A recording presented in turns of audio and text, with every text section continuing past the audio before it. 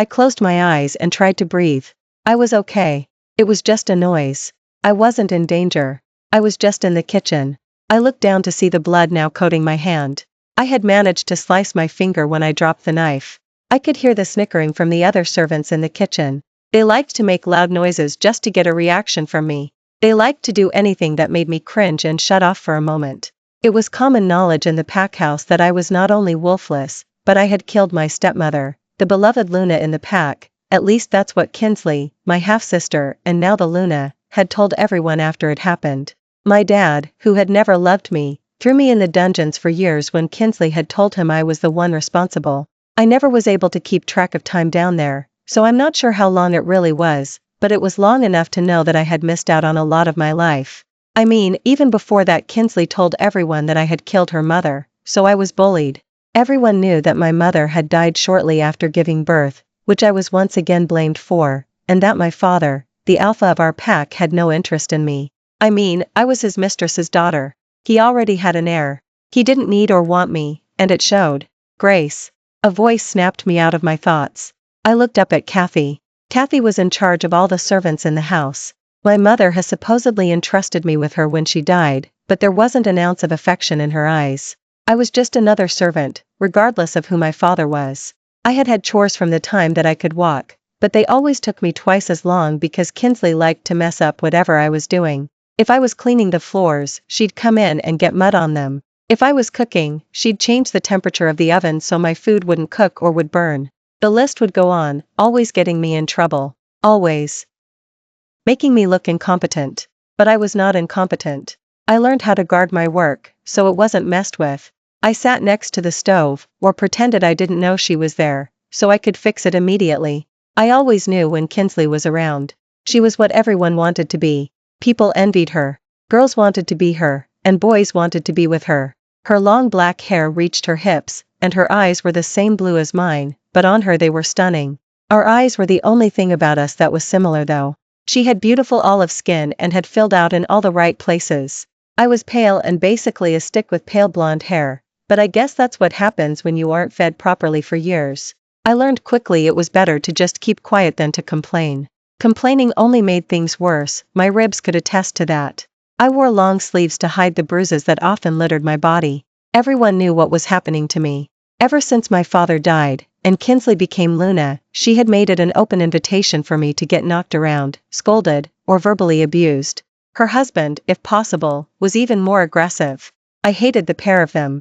It might not technically be father's pack anymore since Adrian was an alpha in his own right, but this pack was being run into the ground. I might not have mattered to him, but I hated that all that power went to two truly evil people. You're bleeding all over the apples. Kathy barked when I got lost in my head again. I nodded and moved to the other side of the sink and began to wash the blood off my hands. I hated the sight of blood. When I was in dungeon after the Luna had been murdered, I had seen more than my fair share of it. It always coated my skin and matted my hair and pulled around me. It always threw me back there. I was only out of the dungeon, so that Kinsley could keep a closer eye on me. Before she had had to torment me outside of the Luna's eye when we were younger. Then after the Luna died, she had to follow my dad's orders of me being locked away killing everyone he ever loved.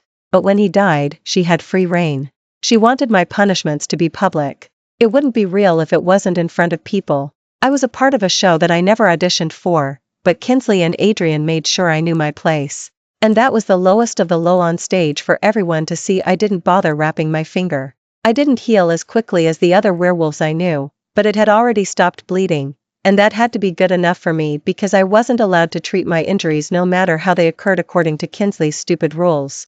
I went back to the apples I had been cutting for the pies we were supposed to be making. There was a whisper all around that someone big was coming to the pack from the north. Everyone knew a meal like we were cooking was above and beyond what they made on a normal day. I just hoped I wouldn't be expected to be their entertainment. I felt her before I heard her. It was like the air turned cold around us, but maybe it was just me. Grace! Kinsley shrieked. Kinsley marched over to where I was at the sink, causing everyone to look at her but me. I didn't move. I couldn't move. I forced my body not to show her that I was scared. I was 20 years old, but I still felt like I was a child. Why couldn't she just for one day leave me alone? I felt the sting of the whip as it shredded through my shirt with ease. I stood unmoving. Kinsley would not see me break. She had done enough damage to last a lifetime, but I would not let her see. I braced myself against the counter as the whip swished again. This was her favorite form of torture. My back was covered in old scars and new marks alike, and there wasn't an ounce of it that didn't have some sort of mark. I think she liked the whip so much because she could carry it around and pull it out whenever she saw me. Sometimes it was a quick one, too, and other times she prolonged it so she could have her fun. This was the worst of it though. This was Kinsley angry, and angry Kinsley was the worst. "What the hell do you think you're doing?" Kinsley shouted. "You are supposed to be upstairs cleaning, not in the fucking kitchen. What the hell is wrong with you?" I didn't say anything as I dropped to my knees as she continued to crack the whip. "We have an important guest coming, and you are supposed to be out of sight. You pathetic excuse of a person. And not to mention you bled on the freaking apples." Kinsley was breathless as she spewed her words out like the venom they were. I hated her. I hated who she had made me become. I hated the shadow that I lived under because of her. But I kept myself upright with that hate making no noise. I couldn't breathe as I was fighting to remain conscious. The whip stopped, but I felt her grab my hair, forcing me to look up at her. "You will go clean upstairs, and if I so much as see you before our guests leave, then it will be a night in the dungeons, and I will let the guards do what they want with you." She hissed in my ear, just loud enough for me to hear. Tears filled my eyes as the pain intensified. I attempted to nod, but her grip was so firm in my hair that I could barely move. "Will you behave?" Kinsley sneered. I nodded again. Talking out loud only ever got me in trouble. "Get out of my sight." Kinsley released me, and I struggled not to fall forward and smash my face into the counter's edge. I took a deep breath and worked to stabilize myself. "I'm fine. I'm fine. I'm fine." My mantra repeated in my head as I stumbled to my feet. The lack of food now combined with the pain had my head spinning. "You are getting blood all over my floor," Kinsley said in disgust. I nodded, grabbing the mop from the corner of the room, doing my best not to move too slowly and gingerly so she would not have an excuse to come at me again, not that she really needed one. I mopped up the mess I had made in the kitchen, and then went to a closet that held uniforms and cleaning supplies. I put on a new shirt and a dress over top of the two I was wearing. I had learned a long time ago that if I did this, the shirts would sort of act like a bandage. I used to be afraid that Kinsley would be angry about me ruining so many outfits, but she seemed to love that she could make me bleed through my layers. It was like a challenge or something to her. Once everything was in place and as secure as I could make it, I grabbed the cleaning supplies I needed and headed upstairs.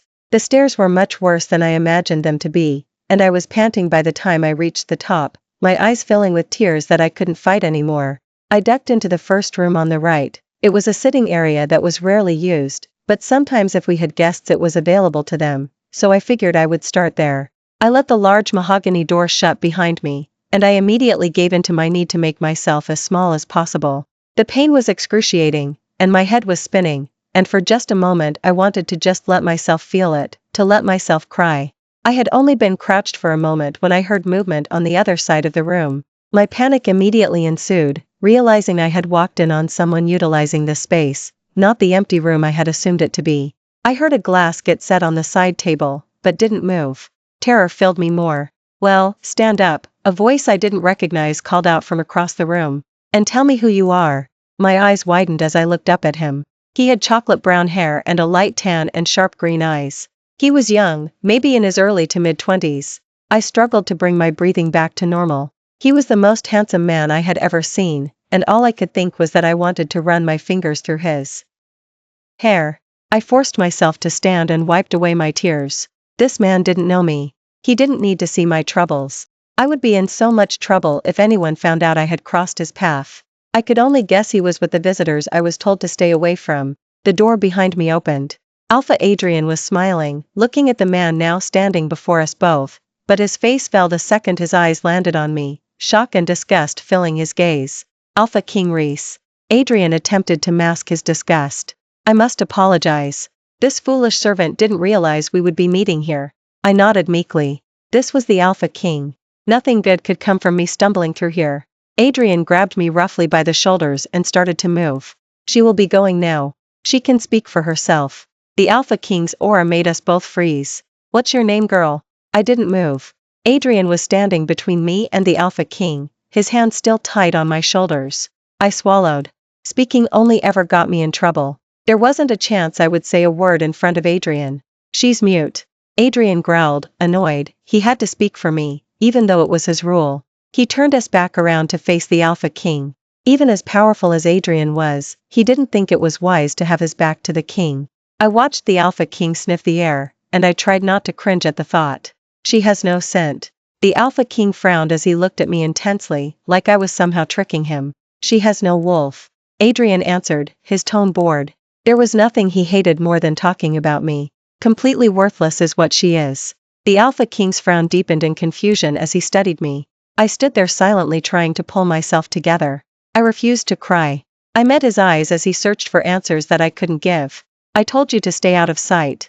The door slammed behind Kinsley as she entered and saw Adrian with his DS on my shoulders. I had known she was coming, but it didn't make this situation any easier. Adrian turned me toward Kinsley as she reared her arm back and slapped me across the face.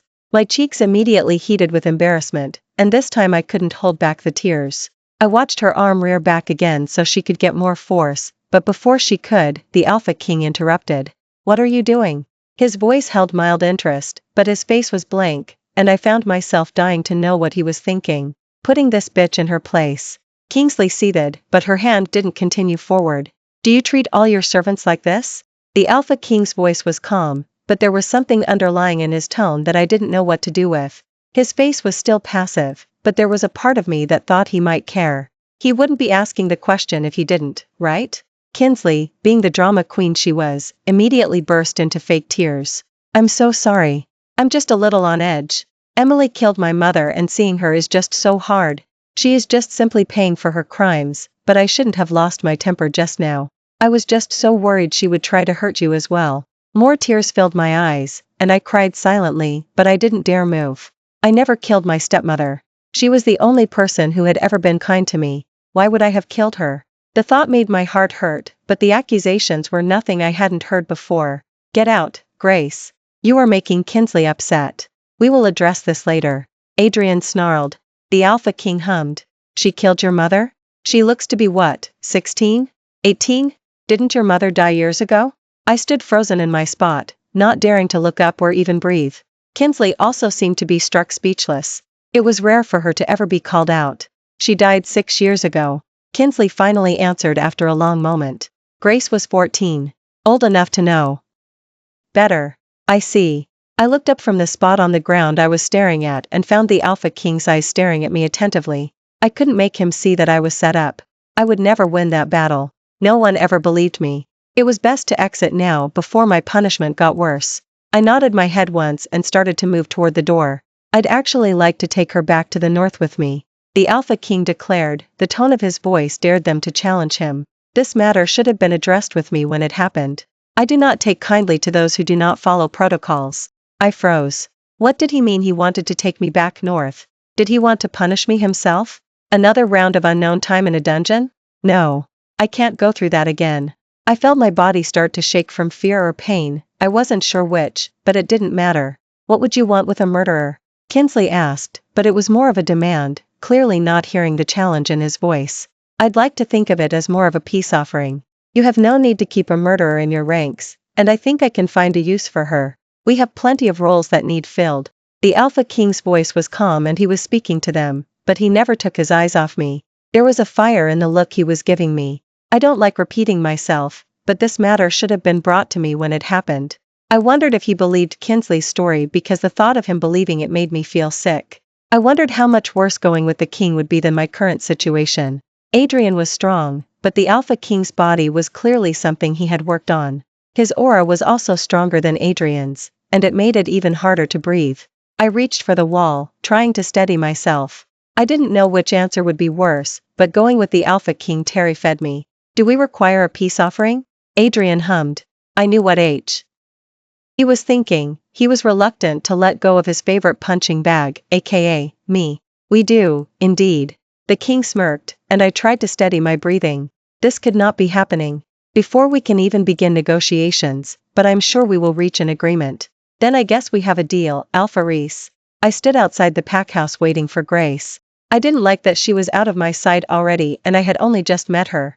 I rubbed a tired hand over my face. There was little that I ever felt helpless about. I was the Alpha King for a reason. I was known for being proactive and running a tight ship, but the fact that this girl had been living with those people under those circumstances made my heart hurt. How could I have not noticed what was happening in the last 6 years under my own reign? It had me questioning everything. My beta, Leon, reminded me that it was impossible to know everything. But something about the incident today had me questioning everything, especially within this pack. There was more going on here than what met the eye, and I intended to do some digging into exactly what was being hidden. The alliance was now nothing but a ploy to learn more. Of course, I had been traveling pack to pack for a while now. I always told everyone that I wanted to see what was happening within my reign, and that was true. But I had an ulterior motive too. I had yet to meet my fated mate, so I was casually searching for her as well. My kingdom needed a Luna. I had tried taking a chosen mate several times, but it had never felt right. They always wanted the title, not me. I had learned a lot about my people on my travels, but nothing had been this blatantly wrong. A 14-year-old girl had killed her stepmother? My chest hurt at the thought. This girl looked like she could barely hold a spoon, let alone actually murder someone. There was something about her that was just captivating. I longed for my mate. I knew my reaction to this girl was mostly back.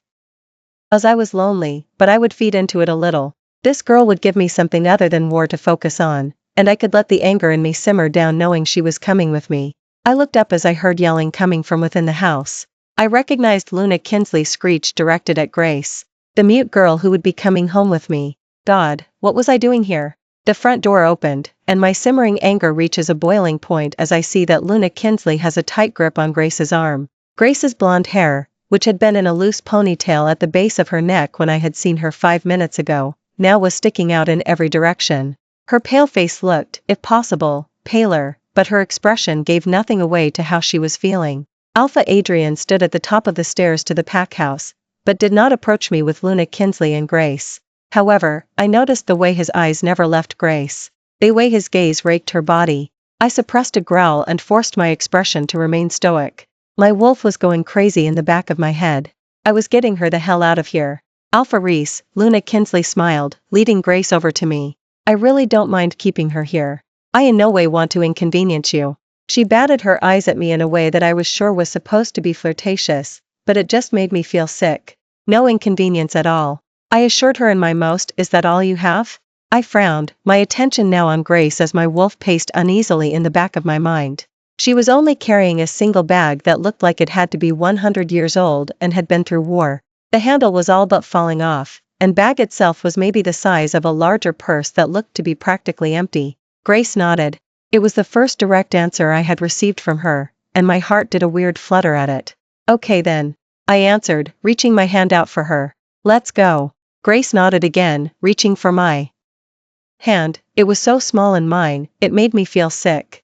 However, instead of looking up at me, she looked back at Luna Kinsley, who was still holding her other arm.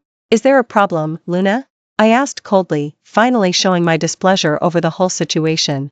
Of course not, Luna Kinsley began to cry as she let go of Grace. It's just she's my only sister, and sure, she's made mistakes, but I am just so sad to be letting her go. Grace looked disgusted at the notion, but didn't say anything, and I tried to ignore the memory of her in tears 20 minutes ago. I'm sure the sentiments are shared. I lied, ushering Grace into the car. I climbed in behind her and slammed the door. I didn't want to be in this place a second longer. Grace crawled across the back seat and curled up in a ball. I started chatting with my beta Leon for a while going over pack business. I turned back to Grace to ask a question, when I noticed her eyes were wide with terror, and shaking from head to toe. My heart pounded as I pulled her onto my lap and ran my fingers through her tangled brown hair. Her heartbeat immediately skyrocketed, and I wondered if I had made the right decision, but then it started to slow down again, and I felt better about my choice to hold her. She looked up at me, her dark eyes questioning what I was doing. I gave her a small smile that I hoped was reassuring. My own heartbeat began to race, and I felt myself pull her closer. My wolf didn't say anything as we just stared at the girl we had rescued. It was the first time he had ever willingly accepted me bringing home a girl. My gaze dropped to her lips, and I wondered what they would taste like. If she would taste as bland as she was portrayed or if maybe she'd have a hidden sweetness. My gaze dropped again, and I scanned her torn-up servant's dress with a frown, snapping me out of my thoughts before I got impulsive. She may have been illegitimate daughter of an alpha, but she was still the daughter of an alp. She should have been treated better than this. I wondered how she would look in normal clothes. The thought had me fighting back images of a girl who was not sitting on my lap terrified, but of a future girl, who would be so stunning it was hard to even imagine, but I could see it now. She could be my future. Leon, she will need new clothes. Leon's eyes met mine through the rearview mirror, and I could feel his hesitancy rolling off him in waves. Of course, sir, but what size is she? I frowned. How was I supposed to know? I didn't buy women's clothes. I placed my hands around her waist trying to use my hands as guide. She shivered at my touch. She was nothing but skin and bones, and my heart clenched at the thought. I felt her tense in my arms and put my hands back casually around her and fought my wolf not to make an appearance at this sudden new revelation.